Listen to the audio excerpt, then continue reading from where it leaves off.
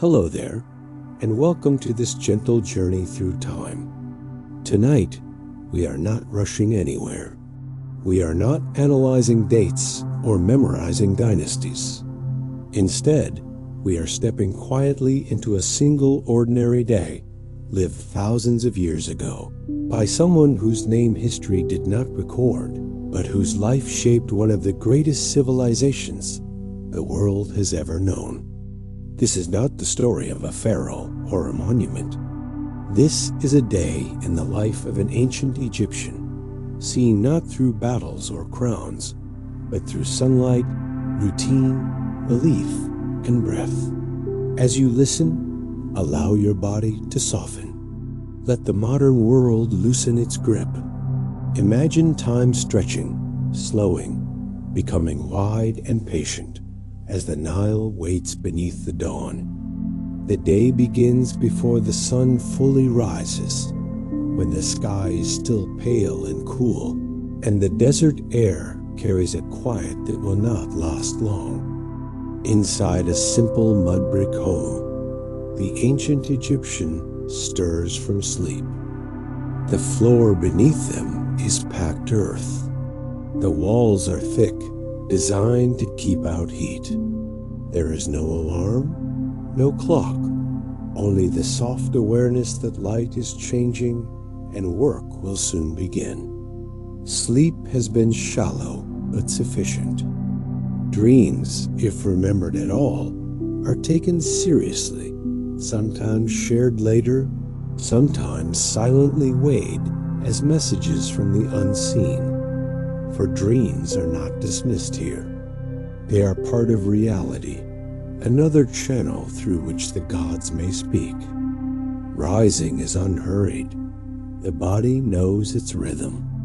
Washing comes first, using water drawn earlier from the river or a nearby jar. Cleanliness is not vanity. It is balance. It is order. In a world shaped by the concept of ma'at, harmony, and rightness, the body must be kept aligned with the cosmos. Dirt is disorder. Clean skin is readiness. A simple linen garment is wrapped around the body, light enough for heat, modest enough for custom. Jewelry, if any, is minimal, perhaps an amulet worn not for decoration, but for protection. Symbols matter here. Shapes hold meaning. Even small objects carry stories older than memory. As the sun lifts higher, the village wakes fully. Sounds emerge slowly at first. Footsteps, voices greeting one another, animals shifting.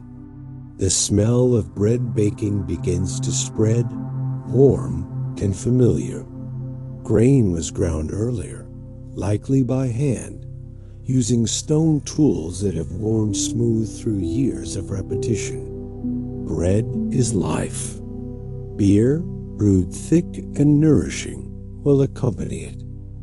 This is not indulgence, it is survival. Meals are simple, but they are sufficient. Hunger is known, but so is gratitude. Before eating, a moment of acknowledgement may pass quietly. Not every person performs formal prayer, yet the presence of the gods is constant. They are not distant beings locked away in temples alone. They are forces woven into daily life. The sun rising is not just light. It is Ra beginning his journey across the sky once more, battling chaos so that order may continue. To witness dawn is to witness victory. Even if unspoken, this understanding lives in the bones. Work defines the structure of the day, but it does not feel separate from life. There is no sharp boundary between labor and existence. If this person is a farmer, they move toward the fields near the Nile, where the river's gift has made the land dark and fertile. If they are a craftsperson, they prepare tools and materials, knowing that skill is both livelihood and offering. If they are a scribe, they unroll papyrus, sharpen reeds, and ready ink, aware that writing itself is sacred, a power granted by the gods. Every role matters. No task is meaningless because each contributes to balance. The sun climbs steadily, and with it the heat. Movement becomes economical. Nothing is wasted. The body learns efficiency early in life. Muscles know how to bend, lift, walk, and pause without strain. Children observe and imitate, absorbing skills long before formal instruction. Knowledge here is lived, not abstract. You learn by doing, by watching hands repeat motions passed down through generations. As the morning deepens, social life unfolds naturally alongside work. Conversations happen in fragments, exchanged while walking or working side by side. News travels this way. Stories, small concerns, shared laughter. Community is not optional. Survival depends on it. The idea of living alone is nearly unthinkable. Identity is relational. You are someone's child, someone's neighbor, someone's coworker, someone's ancestor in training. Even the self is collective. Time is felt differently here. There is no sense of racing toward the future. The future looks like the past repeating itself with slight variations. Floods will come. Crops will grow. Children will age. Elders will die. The cycle is expected, and within that expectation, there is comfort. Change exists, but continuity is stronger.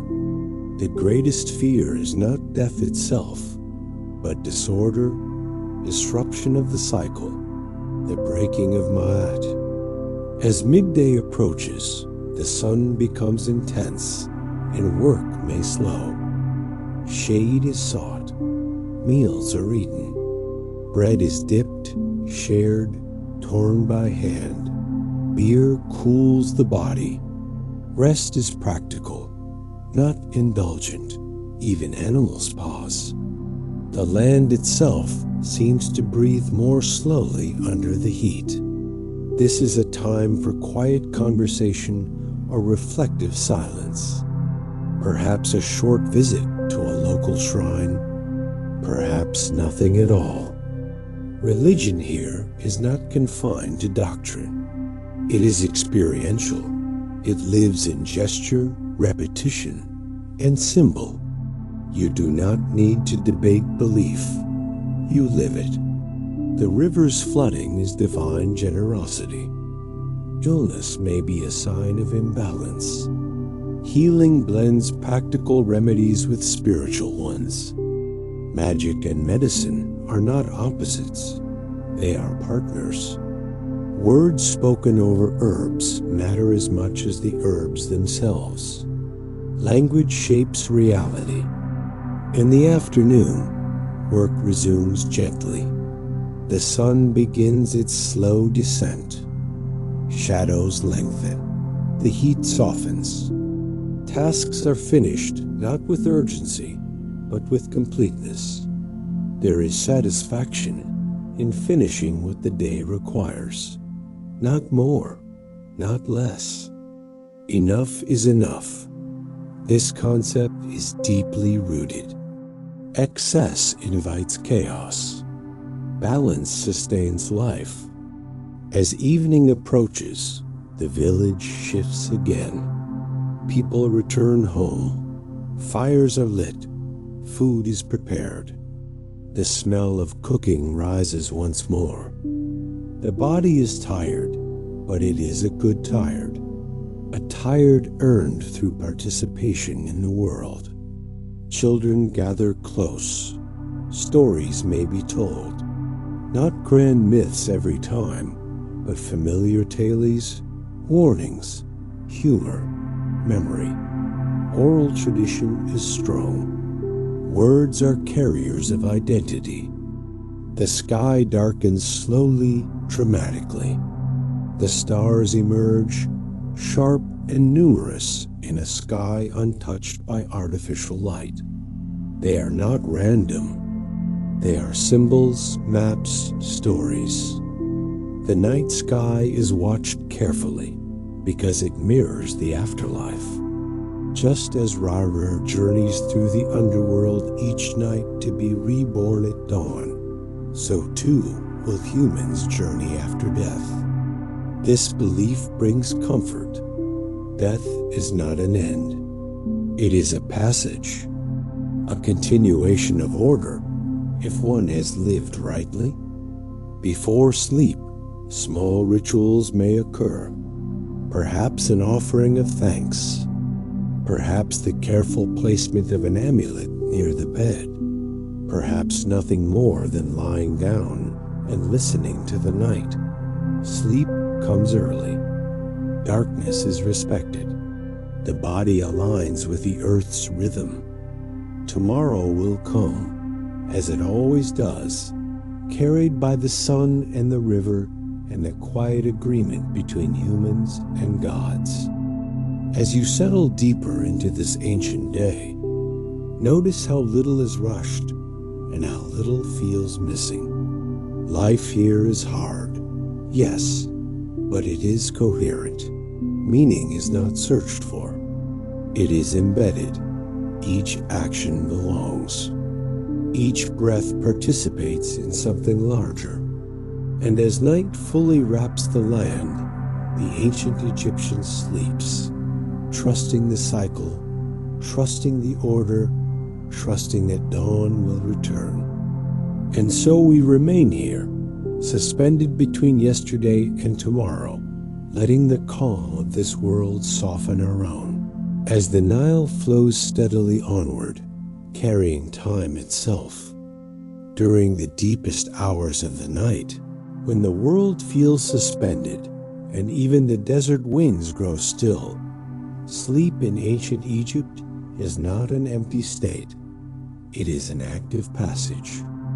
The mind is believed to wander beyond the body, touching realms unseen, crossing paths with symbols that carry meaning far beyond imagination. A dream of water may signal renewal.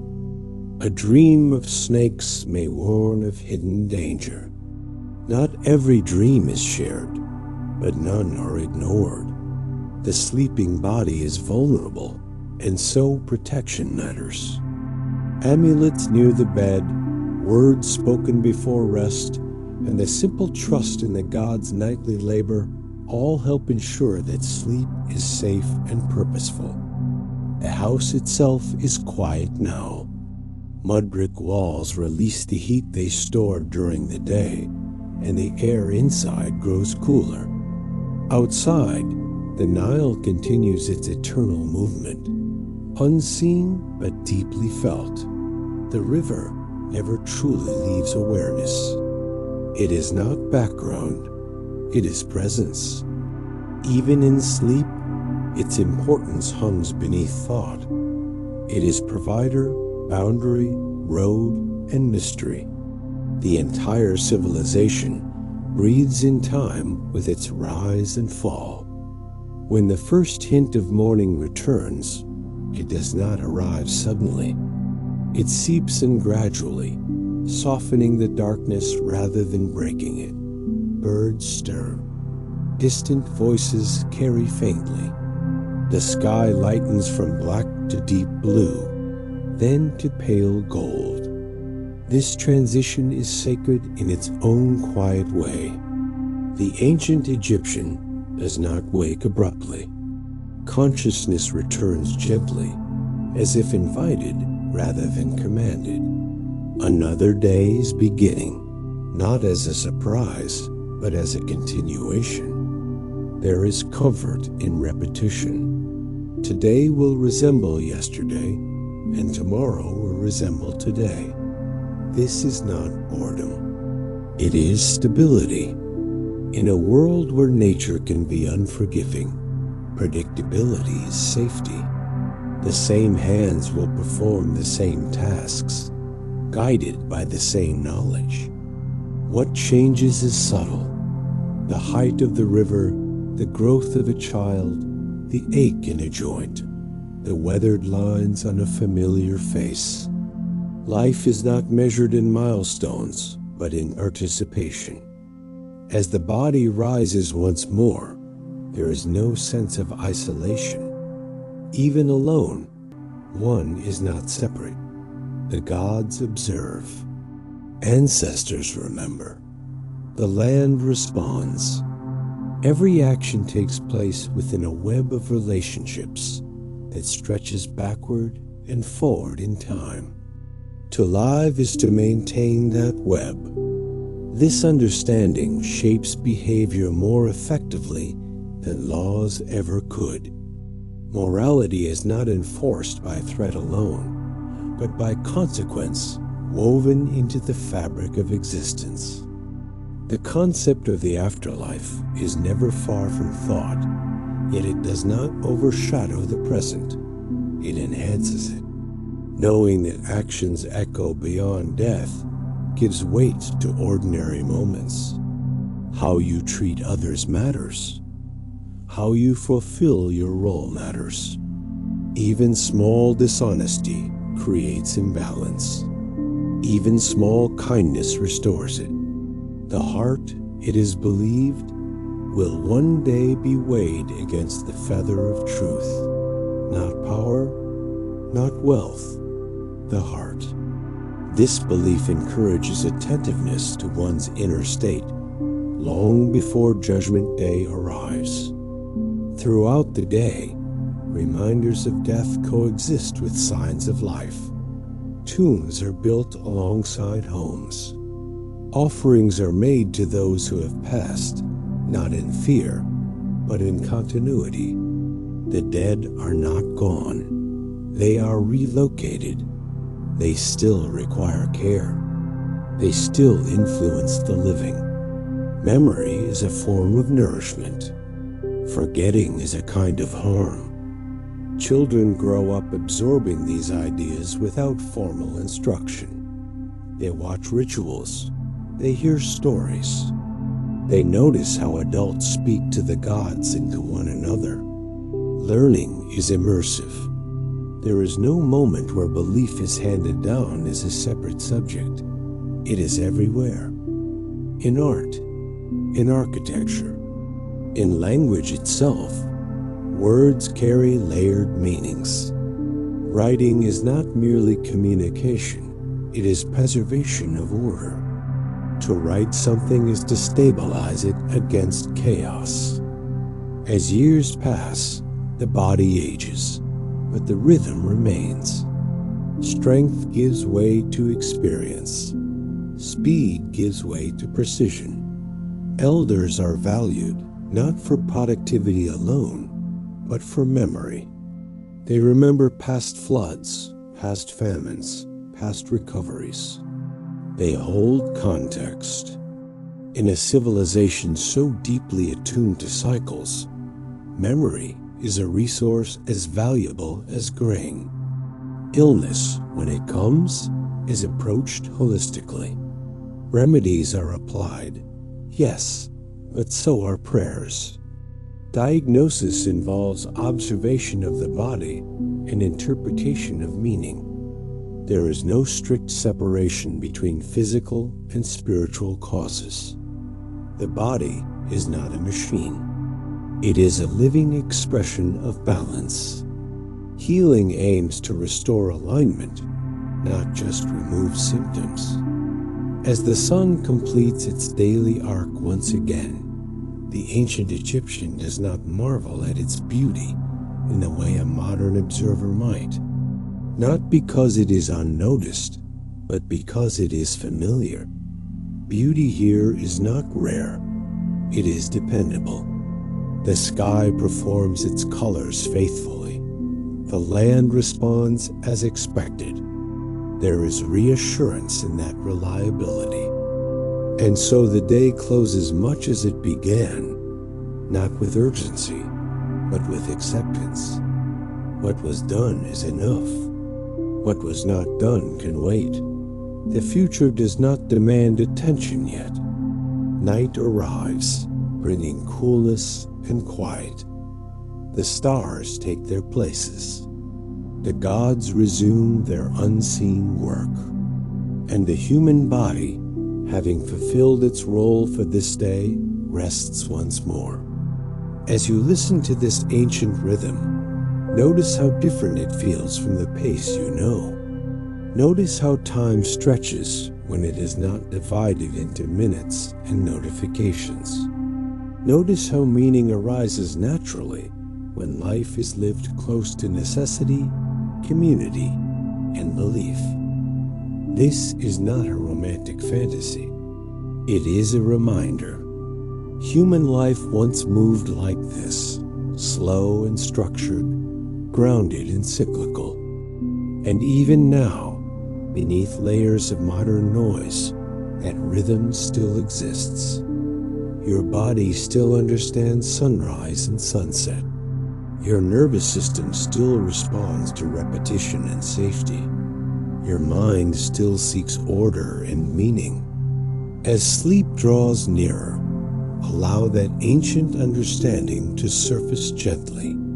Let the day you just witnessed fade into rest, knowing that like the sun, it will return again in memory, carrying with it a quieter way of being. As seasons pass, the ancient Egyptian becomes increasingly aware that a single day is never truly separate from the larger pattern of life. Each morning echoes countless mornings before it, and each night folds gently into nights yet to come. The land teaches patience. Crops do not grow faster because one wishes them to. Floods do not arrive early because they are needed. Everything moves according to rhythms older than any individual. To resist these rhythms is to suffer. To cooperate with them is to endure. During the annual flooding of the Nile, daily life shifts noticeably. Fields disappear beneath water, work in the soil pauses, and people turn to other tasks. Repairs are made. Tools are prepared. Artisans find more time for craft. This pause is not wasted time. It is an essential phase. The flood is not destruction. It is renewal. When the waters retreat, they leave behind rich silt that restores fertility to the land. This cycle reinforces a deep trust in natural order. Even when the river takes away, it is understood that it is also giving. Festivals punctuate the year, offering moments of collective release and celebration. Music fills the air. Drums echo through villages. Dance becomes prayer in motion. During these times, the boundary between human and divine feels thinner. Statues are carried through streets. Offerings are made. The community gathers not only to honor the gods, but to reaffirm its own unity. These celebrations are not distractions from daily life. They are reinforcements of meaning, reminders of why the rhythm exists in the first place. Art surrounds the ancient Egyptian constantly, though it is not labeled as such. Paintings on walls, carvings in stone, patterns in jewelry, all serve a function beyond decoration. They are instructions to reality. Images are believed to participate in what they depict. To carve abundance is to invite abundance. To depict order is to strengthen it. Representation is not symbolic alone. It is active. This belief makes creation a responsibility. One must be careful what one brings into being. Writing, when encountered, carries similar weight. A written name grants endurance. To erase a name is to harm the soul. This is why memory and record-keeping are sacred acts. Scribes are respected not only for their skill, but for their proximity to permanence. Through writing, fleeting moments are anchored against the erosion of time. The written word becomes a vessel through which order resists chaos. As years accumulate, the ancient Egyptian may marry, raise children, and pass on knowledge through quiet example. Parenthood is not romanticized, but it is valued. Children are seen as continuity made flesh. They are not owned, but guided. Discipline exists, yet it is tempered by understanding. The goal is not control, but preparation. A child must learn how to live within the world as it is, not as one might wish it to be. Conflict occurs, as it always does when humans live closely together.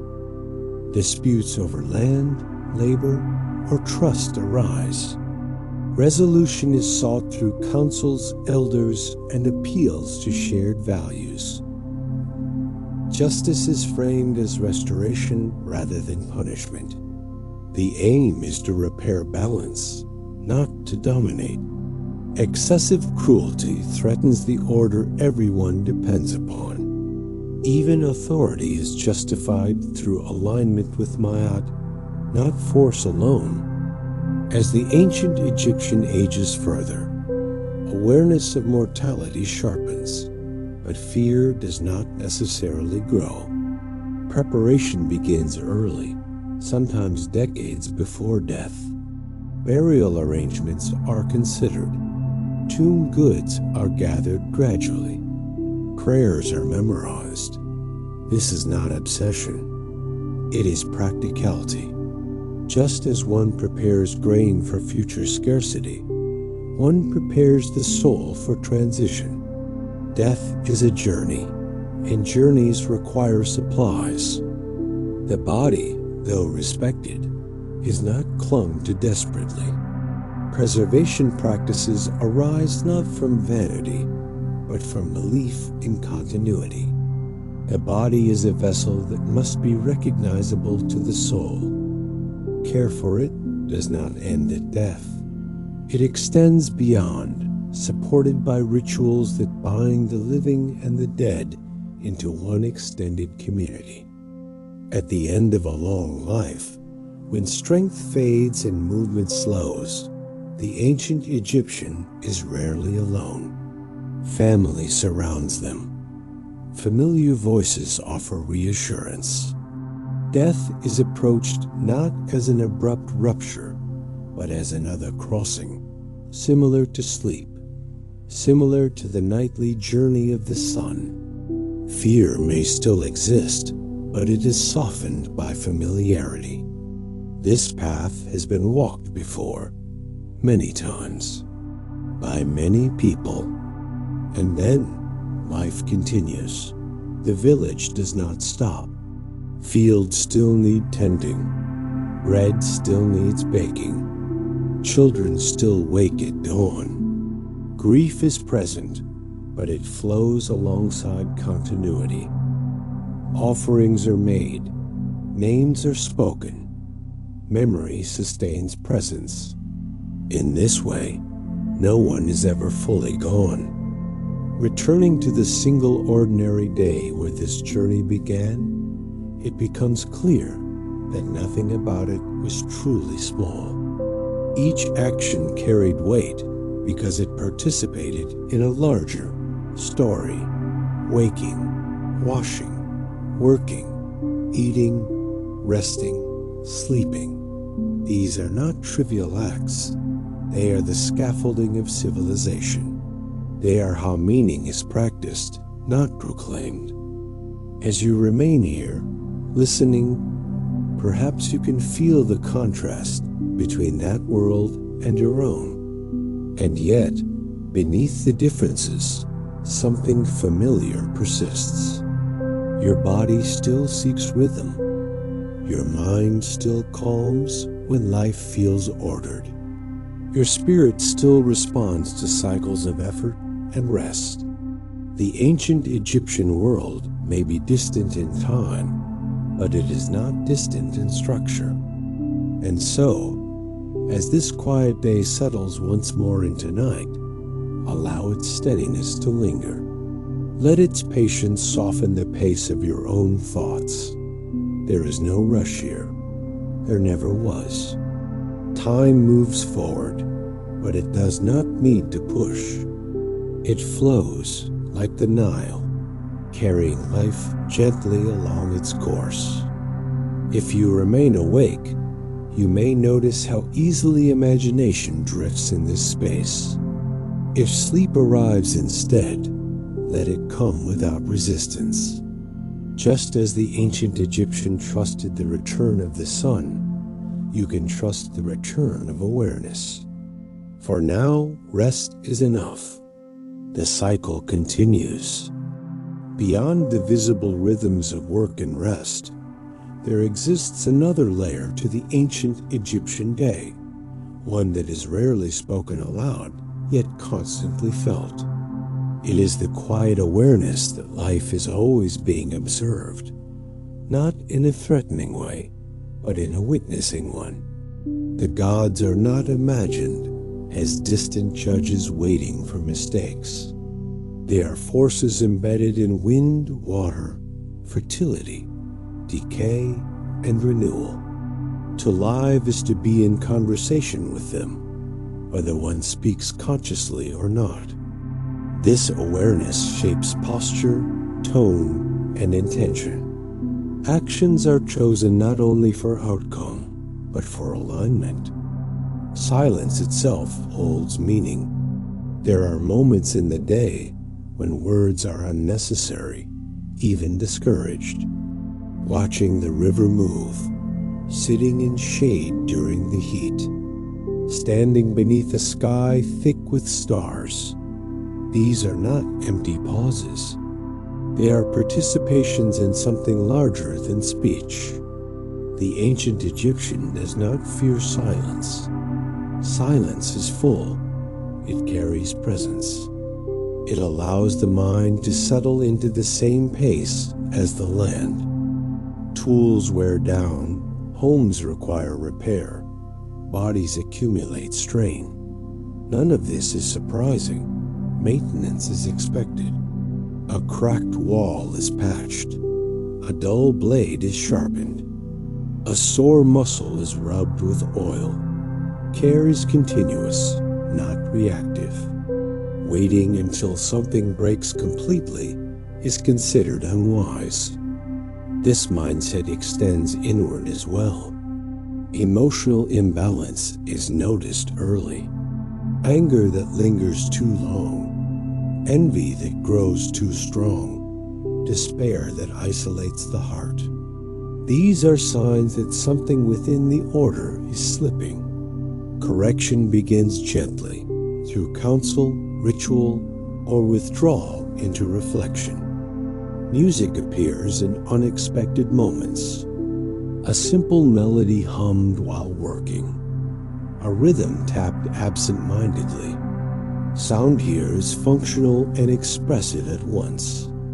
It regulates movement, coordinates group labor, and lifts the spirit without demanding attention.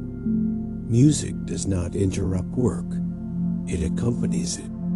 The body responds naturally, falling into sync without instruction. Language itself is shaped by environment. Words are grounded, concrete, connected to objects, actions, and forces that can be seen and felt. Abstract concepts are often expressed through imagery rather than definition. To speak of chaos is to speak of storms, darkness, desert. To speak of order is to speak of balance, straight lines, steady floods. thought remains close to experience. This keeps the mind anchored. The ancient Egyptian rarely asks whether life has meaning. The question itself would feel strange. Meaning is assumed. It is not something to be discovered later. It is present from the start, woven into obligation, kinship, and place. One's role may be humble or prestigious, but it is not questioned. To perform it well is fulfillment enough. Travel is limited for most people, yet the world does not feel small. Stories bring distant places closer. Traders return with goods and news. Foreign lands are imagined through description and myth. The unknown is respected, sometimes feared, but rarely dismissed. Mystery is accepted as part of reality, not a problem to be solved completely. Nature is not romanticized. The desert kills. The river can drown. Animals bite.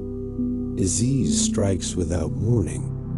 And yet, there is no illusion that control is possible in the modern sense. Instead, resilience develops. Preparation replaces domination. Observation replaces denial.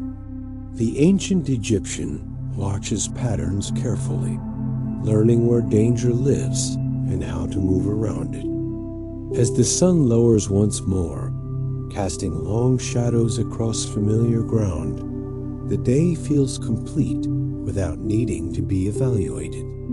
There is no habit of reviewing productivity or measuring worth through output. The measure is simpler. Was balance maintained? Was duty fulfilled? Was harm avoided where possible? These questions do not require anxiety. They are answered quietly through lived experience. Rest does not feel earned through exhaustion alone. It feels appropriate. The body knows when to stop. Fatigue is not glorified, nor is idleness condemned. Both have their place. Night arrives as a natural conclusion, not as a collapse. And within this ongoing flow, there is room for individuality. People have preferences, tempers, talents. Some are more patient, some more impulsive, some more curious. These differences are noticed, sometimes teased, sometimes accommodated. Yet individuality never eclipses belonging. No one is separate from the whole for long. Time continues to move, but not toward an endpoint that demands attention. It moves through cycles that repeat and refine. The ancient Egyptian lives inside this movement without trying to escape it. There is no urgency to transcend humanity. Humanity itself is the assignment. And so the day stretches onward, not toward closure, but toward continuation, carrying with it a steady weight of living that does not need to be justified, explained, or rushed. Within this steady continuation, the ancient Egyptian's inner world develops quietly, shaped not by self-analysis, but by participation. There is little habit of standing apart from experience to evaluate it. Thoughts arise in response to necessity, not abstraction. When hunger appears, it is answered with food. When grief appears, it is answered with ritual, presence, and time. When joy appears, it is shared without suspicion. Emotion is not pathologized or dramatized. It is integrated. Memory is carried differently here. The past is not something one escapes or reinvents. It is a companion. Stories of ancestors are told not to entertain, but to orient. They explain why things are done a certain way, why certain boundaries exist, why some choices are avoided. The past is instructional rather than nostalgic. It offers guidance without demanding imitation. Shame exists, but it is social rather than internalized. One feels it through disruption of harmony, not through abstract self-judgment. To bring disorder into the community is uncomfortable, not because of guilt alone, but because it threatens stability. Repair matters more than confession. Making things right restores balance more effectively than dwelling on failure. Work continues to shape identity across years. Hands change with time. Skin thickens. Calluses form. These are not hidden. They are visible markers of contribution. A body tells its story openly. There is no separation between who someone is and what they do. Purpose is not an internal quest. It is an external agreement between person and world. Even leisure has structure. Games involve strategy and symbolism. Board games reflect cosmology. Winning and losing are less important than participation. Play reinforces understanding of fate, chance, and order. Children learn these ideas early, not through lectures, but through movement and repetition. Animals are observed closely. Livestock are valued. Wild creatures are respected. Some animals are sacred not because they are tame, but because they embody forces humans cannot control. The ancient Egyptian learns humility through nature.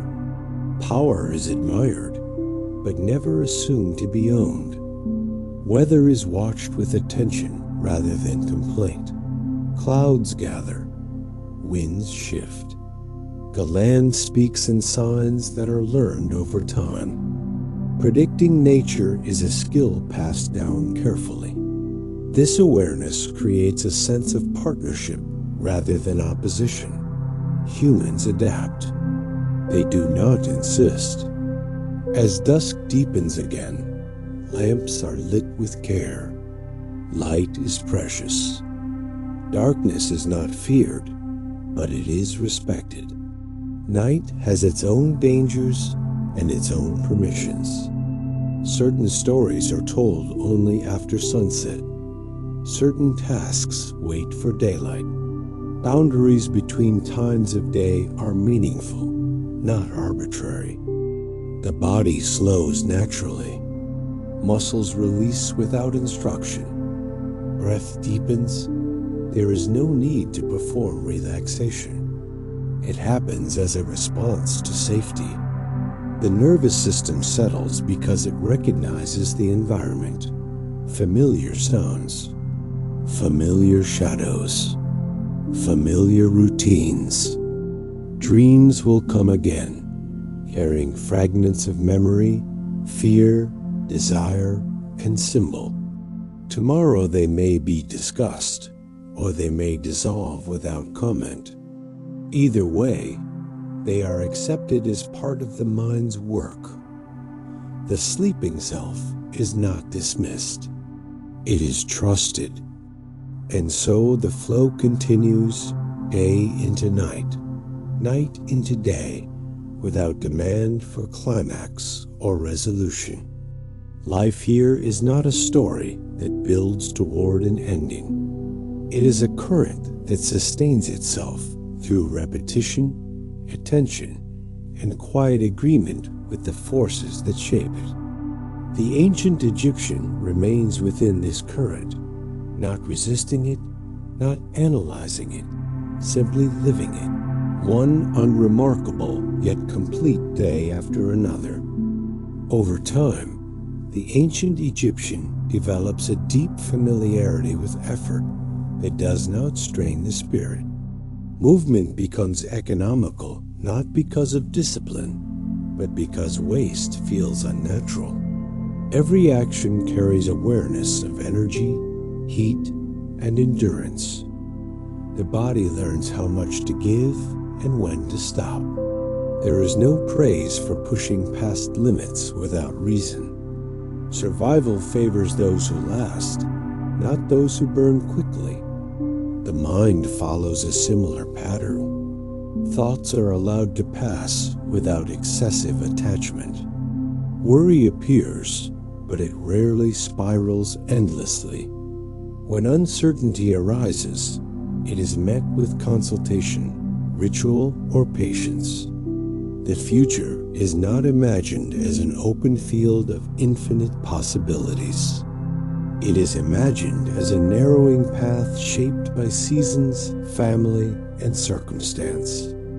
This limitation brings relief rather than anxiety. Too many choices are not desired.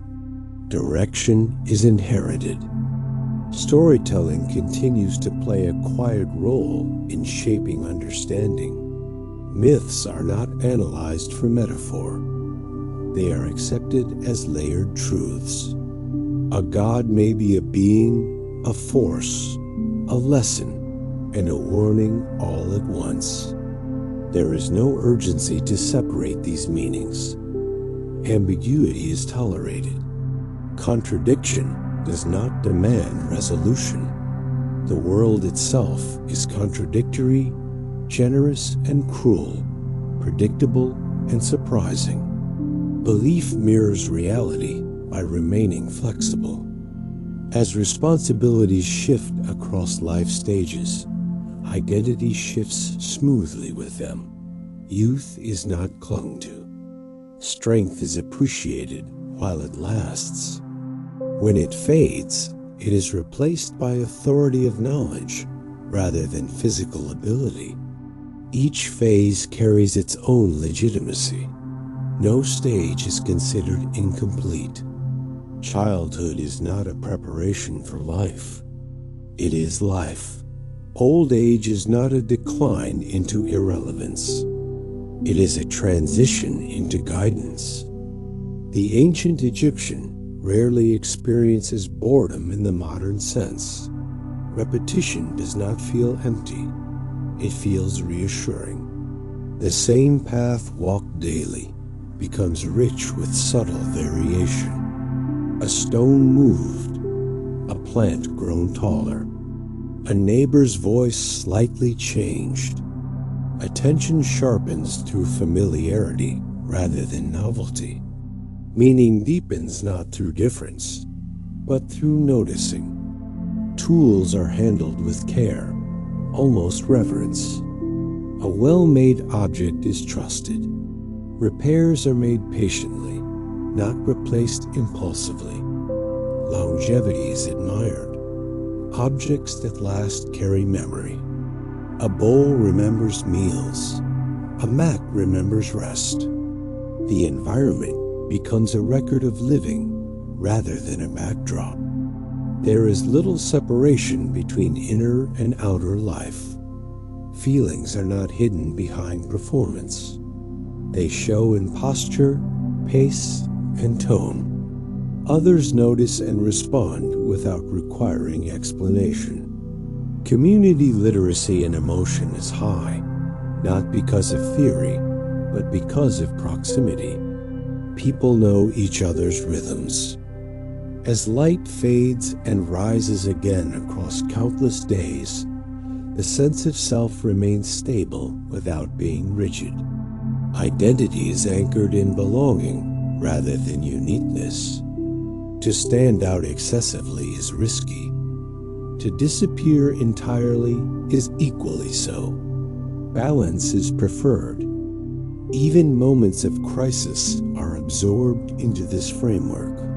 Drought, illness, loss, and uncertainty are devastating, but not incomprehensible.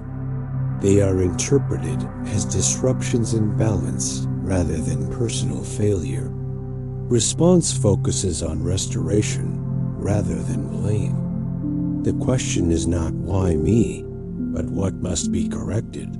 This orientation allows endurance. Life is not made easier by belief, but it is made coherent.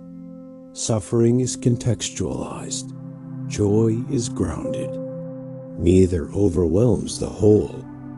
And so the ancient Egyptian continues, moving through time without the need to conquer it, living within a system that values continuity over acceleration, presence over projection, and alignment over ambition, allowing the days to unfold as they always have, carrying forward without interruption. As this way of living persists, something subtle happens to the sense of urgency itself.